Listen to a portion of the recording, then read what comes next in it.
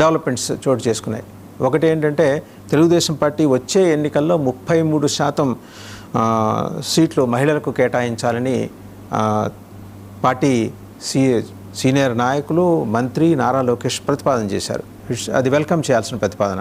మొట్టమొదటిగా వాళ్ళ మహానాడులో ఈ రకంగా ఆ ప్రతిపాదన చేస్తూ తీర్మానం తీసుకెళ్ళడం అనేది అప్రిషియబుల్. ఇక రెండో అంశానికి వచ్చేప్పటికీ ఓట్ల తొలగింపు జరుగుతుందేమోననే భయాన్ని మాజీ ముఖ్యమంత్రి వైఎస్ఆర్సీపీ అధినేత జగన్మోహన్ రెడ్డి వ్యక్తం చేశారు. తమిళనాడులో 74 లక్షలు, బెంగాల్లో 91 లక్షలు ఇలా తొలగించారు. స్టాలిన్ కూడా అదే పరిస్థితి ఎదుర్కొన్నారు. మమతా ఓటమికి కారణం ఓట్ల తొలగింపే అని. అంటే ఆయన టోన్ అండ్ టెనర్ ఎందుకో మారినట్టు కనిపిస్తోంది. మరి ఇప్పటివరకు ఉన్న understanding, reported understanding between YCP and BJP, అబ్బాయి అట్లాంటిది ఏం లేదు, మేము బీజేపీ విధానాలని లేకపోతే ఎన్డీఏ విధానాలకి దూరంగా ఉన్నామనే మెసేజ్ ఏమన్నా పంపించి తన జేబులో ఉన్న 40% మైనారిటీ ఓట్లని పదిలంగా అలాగే తన జేబులోనే ఉంచుకోవాలని చూస్తున్నారు. ఎనీహో మహానాడైతే డెవలప్మెంట్ ఓరియంటెడ్గా జరిగింది అండ్ అభివృద్ధి మీద, సంక్షేమం మీద ఫోకస్ పెట్టారు. అదే సందర్భంలో ఆకాశంలో సగమైన మహిళలకు ఖచ్చితంగా 33% సీట్లు ఇచ్చి తీరాలన్న ఒక ప్రతిపాదన కూడా వచ్చింది. ఈ రెండు అంశాలకు సంబంధించి బిగ్ డిబేట్లో మనతో పార్టిసిపేట్ చేస్తున్నారు వైసీపీ అధికార ప్రతినిధి జ్వాలాపురం శ్రీకాంత్ గారు. నమస్తే జ్వాలాపురం శ్రీకాంత్ గారు. బీజేపీ అధికార ప్రతినిధి సీనియర్ నాయకులు ఆంజనేయ రెడ్డి గారు. నమస్తే ఆంజనేయ రెడ్డి గారు. అండ్ పురుషోత్తమ రెడ్డి గారు, పొలిటికల్ అనలిస్ట్, సీనియర్ జర్నలిస్ట్, వారికి కూడా నమస్తే. అండ్ సురేంద్ర నాయుడు గారు, టీడీపీ అధికార ప్రతినిధి. సురేంద్ర నాయుడు గారు, మీ లైట్ కొంచెం ఫోకస్ చేసుకోవాలి. అండ్ మహానాడు జరుగుతోంది, ఇంకా గట్టిగా ఫోకస్ అవ్వాలి మీరు ఇప్పుడు. సో టు స్టార్ట్ విత్, ముందుగా లోకేష్ ఏం మాట్లాడారో చూద్దాం. ఎందుకంటే అది ఒక పాజిటివ్ అండ్ ప్రొయాక్టివ్ వర్డ్ వాళ్ళ దగ్గర నుంచి వచ్చింది, తెలుగుదేశం పార్టీ నుంచి. అది విని డిబేట్లోకి వెళ్దాం. Today from this sacred Mahanadu stage, I propose that in the 2029 elections, Telugu Desam Party should allocate 33% seats to women, not as a slogan, but as a commitment to the future of India. We want more women lawmakers. We want more women leaders. We want more women policy makers. And future of Telugu Desam Party will be led shoulder to shoulder by our women. This is our resolve. This is our responsibility. This is our commitment. Today from this sacred Mahanadu stage, I propose. So Anjaneya Reddy గారు, ఇది slogan కాదు, commitment అన్నారు ఆయన. మీరు NDA ప్రభుత్వం ప్రతిపాదించింది లోక్సభలో సవరణ బిల్లు వీగిపోయినా సరే మీ పార్ట్నర్స్ దానికి కమిటెడ్గా ఉన్నారనే సంకేతాన్ని అయితే ఆయన బలంగా అందజేశారు. ఇది ఇన్ఫ్యాక్ట్ నేషనల్ మీడియా దృష్టిని ప్రధానంగా ఆకర్షించిన అంశం. సరే, మహానాడులో రొటీన్గా చేసుకునే తీర్మానాలు అవన్నీ వాళ్ళకి ఎలాగుంటే వాళ్ళ పార్టీ, మీ పార్టీ అయినా ఎవరి పార్టీ అయినా వాళ్ళు చేసుకునేవి. But in the larger interest of the women, Telugu Desam party తీసుకునే నిర్ణయానికి అక్రాస్ ద కంట్రీ అప్లాజ్ వస్తుందండి.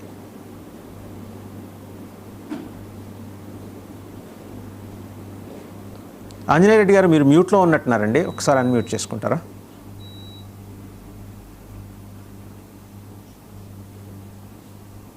ఓకే అండి, లేకపోతే మళ్ళీ రమ్మంటారా మీ దగ్గరికి? వినిపిస్తుందండి, వినిపిస్తుంది. ఓకే దేవన్ గారు, మీరు అడిగే ప్రశ్నకు సమాధానం చెప్పే ముందు, ఈరోజు వార్తాపత్రికల్లో వచ్చిన 2 వార్తలు నా హృదయాన్ని కదిలించి వేశాయి. చాలా బాధాకరంగా నా మనసు బాధపడింది.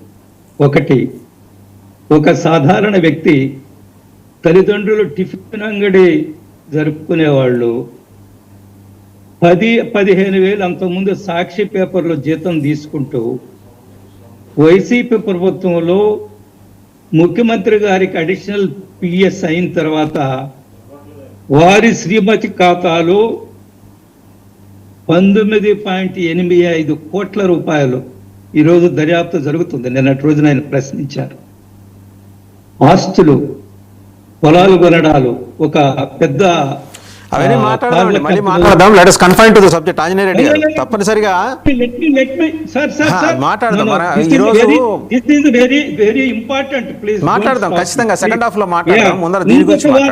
ఇంకొక వార్త, ఒక రైతు కుటుంబము 1,20,00,000 అప్పులు చేసి తీర్చుకోలేక మామిడి తోటను లీజుకు తీసుకొని భార్య, భర్త, 2 చిన్నారులు ఆత్మహత్య చేసుకున్నారు. ఈ 2 వార్తలు చూసిన తర్వాత దీన్ని నేను ప్రస్తావించలేకుండా పోతున్నాను. ఒకటి. రెండవది, మీరు అడిగిన 33% ఎస్, మనందరం కూడా ఆహ్వానించదగ్గ విషయం ఇది. యువ నాయకుడు లోకేష్ గారు చేసిన ప్రతిపాదన ఏదైతే ఉందో దాని మీద పెద్ద ఎత్తున ప్రజలు, మహిళా లోకము ఆహ్వానిస్తున్నారు.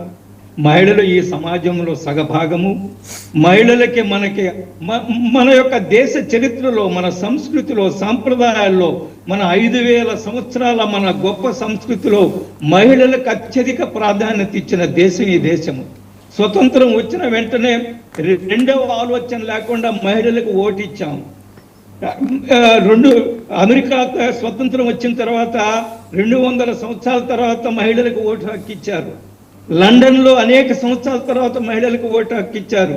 ఈరోజు మనం భారతదేశము మహిళలను సమానంగా చూస్తున్నాము, సమాన శక్తిగా వాళ్ళని పరిగణిస్తున్నాము. ఈరోజు మన మహానాడు కూడా స్త్రీ శక్తి పేరుతోటి నడపడం అందరం కూడా ఆహ్వానిస్తున్నాం. అది వాళ్ళ పార్టీ నిర్ణయము, పార్టీలో మంచి నిర్ణయం తీసుకుని అనుకుంటున్నాం.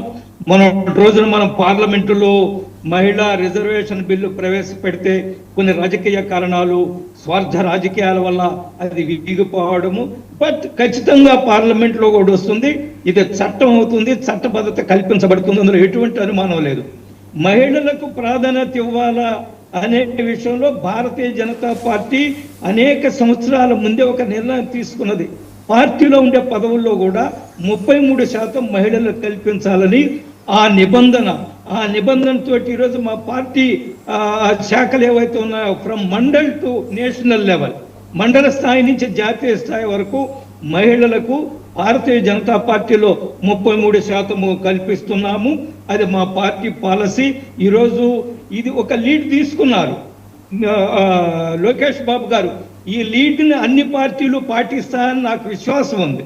వారు చేసిన ఈ ప్రపోజల్ ఏదైతే ఉందో ఆయన ఒక ప్రాంతీయ పార్టీకి సంబంధించిన జాతీయ వర్కింగ్ ప్రెసిడెంట్, ఆయన national working president belong to a regional party. కాబట్టి ఆయన తీసుకున్నది ఖచ్చితంగా మంచి నిర్ణయము.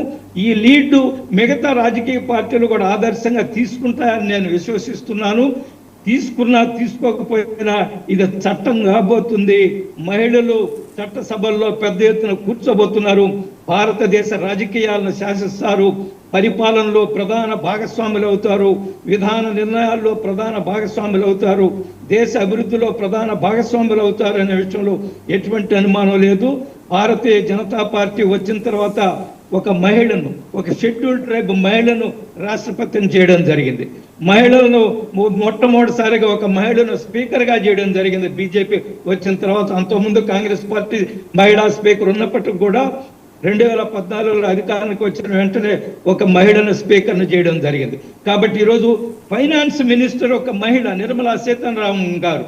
ఈరోజు సుదీర్ఘమైన ఆర్థిక మంత్రి వారు. ఇప్పటి వరకు దేశంలో ఎవరు కూడా ఇన్ని సంవత్సరాలు వరుసగా ఉన్నారు అనేక మంది మంత్రులు, కానీ మధ్యలో బ్రేక్ వచ్చేది. కానీ కంటిన్యూస్గా ఒక 10 సంవత్సరాలకు పైగా మన ఆర్థిక శాఖ మంత్రి మహిళ ఉండడం, దేశ ఆర్థిక మార్పులు, దేశ ఆర్థిక అభివృద్ధిలో, దేశ ఆర్థిక విధానంలో ఒక మహిళ ప్రధాన పాత్ర పోషించడం ఏదైతే ఉందో, ఈమె ఒకసారి డిఫెన్స్ మినిస్టర్ కూడా చేసింది. మొట్టమొదటిగా భారతదేశంలో ఒక మహిళ మన నిర్మలా సీతారామన్ గారు రక్షణ శాఖ మంత్రిగా కూడా చేశారు. కాబట్టి లోకేష్ ఆంజనేయ రెడ్డి గారు, ఒకసారి తెలుగుదేశం పార్టీ అధికార ప్రతినిధి సురేంద్ర నాయుడు గారి దగ్గరికి వెళ్దాం. సురేంద్ర నాయుడు గారు, శుభాకాంక్షలు. మంచి నిర్ణయం తీసుకున్నారు. ఇన్ఫ్యాక్ట్ మీ మహానాడులో మీరు ఒక ఎజెండా సెట్ చేసుకుంటారు. ఈసారి మీకే కాకుండా మిగిలిన పార్టీలు కూడా ఎజెండా సెట్ చేశారు ఈ నిర్ణయం తీసుకోవడం ద్వారా.